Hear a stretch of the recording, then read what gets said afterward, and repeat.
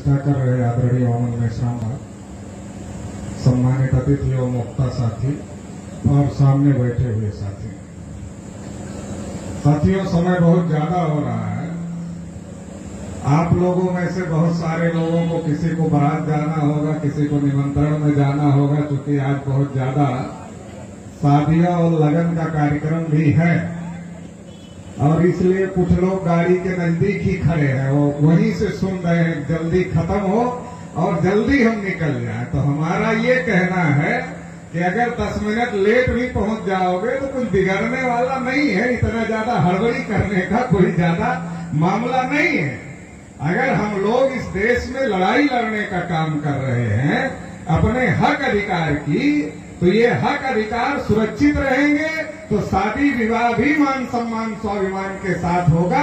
अगर ये हक अधिकार सुरक्षित नहीं रहेंगे तो पहले हमारे पुरखे पूर्वजों को शादी विवाह भी मान सम्मान के साथ करने का अधिकार नहीं था। तो ये लड़ाई हमको प्राथमिकता में रखनी होगी। हम लोग अपने महापुरुषों को मानते तो राष्ट्रपिता ज्योतिबा फूले कहते थे कि अगर आपके घर में लाश पड़ी हो और बगल में कोई सामाजिक परिवर्तन का कारवां चल रहा हो, कोई सामाजिक परिवर्तन का कार्यक्रम चल रहा हो, तो लाश को बाद में दफना लेना, पहले उस सामाजिक परिवर्तन के कारवां में शामिल हो जाना। ये हमारे महापुरुष कहते थे। तो हमें महापुरुषों का भक्त नहीं बनना है, हमें महापुरुषों का अनुयायी बनना है। और महापुरुषों ने जो मार्ग दिखाया, जो रास्ता दिखाया, उस रास्ते को केवल बोलना नहीं है, अमल करना है। महापुरुषों ने अमल किया तो हमें हक अधिकार मिले, हम अमल करेंगे तो हमारी आने वाली पीढ़ियों को हक अधिकार मिले। साथियों, चुनाव का समय, मैं बहुत लंबी बात नहीं करूंगा क्योंकि मेश्राम साहब को बोलना भी है और मेश्राम साहब को जाना भी है, तो उनके भी समय की पाबंदी है और इलेक्शन है तो इलेक्शन कमीशन के समय की भी पाबंदी है। तो मैं बहुत लंबी बात नहीं करूं, लेकिन मैं एक बात जरूर करूंगा कि वो कौन सी ताकत है हमारे पास में, हम लोगों के पास में वो कौन सी ताकत है कि 5 साल में एक बार ये बड़ी बड़ी गाड़ी वाले, बड़े बड़े बंगले वाले, बड़ी बड़ी कंपनी वाले, बड़ी बड़ी पूंजी वाले हमारे गली मोहल्लों का चक्कर काटते। और ये चुनाव के समय हम लोगों के, हमारे समाज के ऊपर इतना पैसा खर्च करते हैं कि हमारे समाज को लगता है ये चुनाव नहीं है, ये तो उत्सव है, ये उत्सव है, इसमें मौज उड़ाओ, ये उत्सव का समय आया है। तो हमारे समाज के बहुत सारे लोग मौज उड़ाने के काम पर लगे। दारू मुर्गे वाले तो बदनाम हैं, मोटे मोटे लोग तो मोटा मोटा लेके इधर से उधर सड़क जा रहे हैं। कब सड़क जाते हैं लोगों को पता ही नहीं चलता है। तो दारू मुर्गा तो बेचारे कमजोर लोगों का मामला है। अगर आप देखो तो इसी इलेक्शन के टाइम में अगर 1 महीने का, ज्यादा दूर मत जाओ, अंबेडकर नगर का ही देख लो तो कितने बड़े बड़े लोग जिनको जो दुश्मन बताते थे जिनको, उन्हीं के साथ जाकर खड़े हो गए। कहते थे वो दुश्मन है और दुश्मनों के साथ जाकर खड़े हो गए।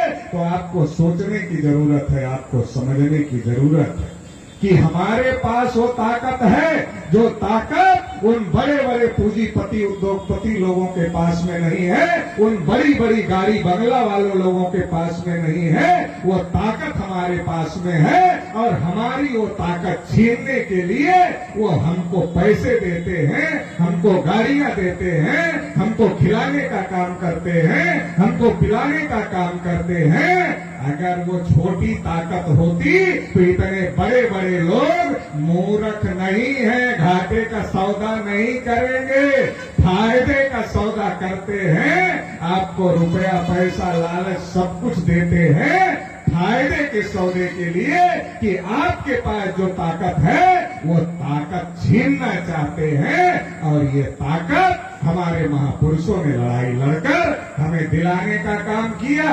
राष्ट्रपिता ज्योतिराव फूले, छत्रपति साहू महाराज, बाबा साहब अम्बेडकर, इस संघर्ष में राष्ट्रपिता ज्योतिराव फूले को अपना घर छोड़ना पड़ा। उनके पिताजी ने उन्हें घर से निकाला और जब राष्ट्रपिता ज्योतिबा राव फूले ने घर छोड़ा तो उस्मान शेख ने उन्हें अपने घर में जगह दिया, कहा स्कूल चलाओ हमारे घर में। आज ओबीसी और मुसलमान को, एससी एसटी और मुसलमान को लड़ाने भिड़ाने की कुछ लोग कोशिश कर रहे हैं, तो हमको समझना पड़ेगा कि इस संघर्ष में ज्योतिबा फूले को घर छोड़ना पड़ा। इस संघर्ष में छत्रपति साहू महाराज की हत्या हुई। इस संघर्ष में बाबा साहब के कई बच्चे दवा के अभाव में चले गए, माता रमाबाई चली गई, बाबा साहब अम्बेडकर की हत्या हुई। और इसकी वजह से, इस संघर्ष की वजह से हम लोगों को वोट का अधिकार मिला। और इसलिए बाबा साहब अम्बेडकर ने कहा, लिख लो अपनी दीवारों पर, शासक हैं हम इस देश के। बाबा साहब ने कहा, लिख लो अपनी दीवारों पर, शासक हैं इस देश के। कहा, हमें शासन करती जमात बनना है। बाबू जगदेव प्रसाद कुशवाहा ने कहा, 100 में 90 शोषित हैं, 90 भाग हमारा है। हम धरती और राजपाट में 90 भाग हमारा है। शोषितों ने ललकारा है, 90 भाग हमारा है। 10 का शासन 90 पर नहीं चलेगा, नहीं चलेगा। और जब माननीय काशीराम साहब आए तो माननीय काशीराम साहब ने कहा, वोट हमारा, राज तुम्हारा, नहीं चलेगा, नहीं चलेगा। हमारे पूर्वज राजपाट की बात कर रहे थे, कह रहे थे शासन सत्ता ले लो, इसके लिए बड़ी बड़ी कुर्बानियां दिए। और आज आरएसएस बीजेपी के लोग क्या कह रहे हैं कि तुमको शासन में जाने की जरूरत नहीं है, हम शासन में रहेंगे, तुम राशन पर रहो, शासन पर हम रहेंगे, राशन पर तुम रहो। ये बहुत बड़ी साजिश हो रही है। जिसके पास शासन होता है उसे राशन देने की जरूरत नहीं होती, वो दूसरों को राशन देने का काम करता है। हमारे पास जो ताकत है उस ताकत को छीनने का काम षड्यंत्र करके, पूंजी के दम पर, पैसे के दम पर, माफिया के दम पर, मीडिया के दम पर किया जा रहा है। हमें सतर्क होने की जरूरत है, खड़े होने की जरूरत है कि ये जो साजिश चल रही है, आज देश में बहुत कुछ हो रहा है, उतना समय नहीं है कि मैं बताऊं, लेकिन एक बात दावे के साथ कह सकता हूं कि इस देश में चाहे किसान हो, चाहे मजदूर हो, चाहे नौजवान हो, चाहे महिला हो, चाहे एससी हो, चाहे एसटी हो, चाहे ओबीसी हो, चाहे माइनॉरिटी हो, किसी के भी हालात अच्छे नहीं हैं। सबके हालात दिन ब दिन बद से बदतर होते जा रहे हैं। क्यों होते जा रहे हैं? क्या कभी आपने सोचा? बाबा साहब ने लड़ाई लड़कर वोट का अधिकार दिया। अब अडानी वोट डालेगा तो एक गिना जाएगा, अंबानी वोट डालेगा तो एक गिना जाएगा, टाटा वोट डालेगा तो एक गिना जाएगा, बिरला वोट डालेगा तो एक गिना जाएगा, मोदी जी वोट डालेंगे एक ही गिना जाएगा, राहुल जी वोट डालेंगे एक ही गिना जाएगा, और कोई और वोट डालेगा तो एक ही गिना जाएगा। आपके जिले में भी जो अपने को बड़के बड़के माफिया बनते हैं, बड़के बड़के पूंजीपति बनते हैं, वो भी वोट डालेंगे तो एक ही गिना जाएगा, किसी का दो नहीं गिना जाएगा। और आप लोग जब वोट डालोगे तो कितना गिना जाएगा? आपका भी एक ही गिना जाएगा। मतलब बाबा साहब ने सबको एक लाइन में बराबर खड़ा कर दिया।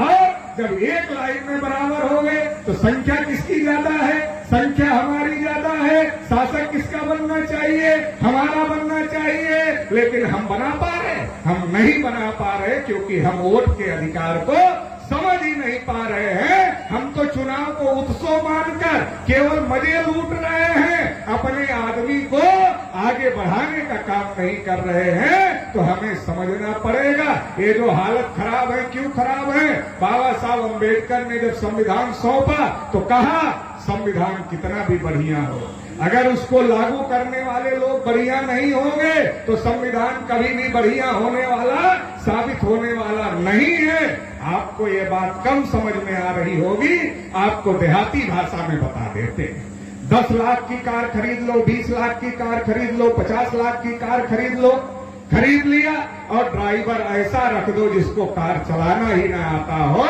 तो कार ले जाकर ठोक दे। और जब कार ठुक जाएगी तो आप कहोगे कि नहीं कार खराब थी। अरे कार खराब है? कार खराब नहीं है। कार तो आपने बढ़िया 10 लाख, 20 लाख, 25 लाख, 50 लाख की कार खरीदा। कार खराब नहीं है, ड्राइवर खराब है। ड्राइवर बदलो, कार सही चलेगी, संविधान बढ़िया है। संविधान में लिखा है राष्ट्रपति की संतान हो, किसान मजदूर की संतान हो, सबको एक समान शिक्षा होनी चाहिए। संविधान में लिखा है सबको एक समान मुफ्त चिकित्सा व्यवस्था होनी चाहिए, लिखा है। लागू कौन करेगा?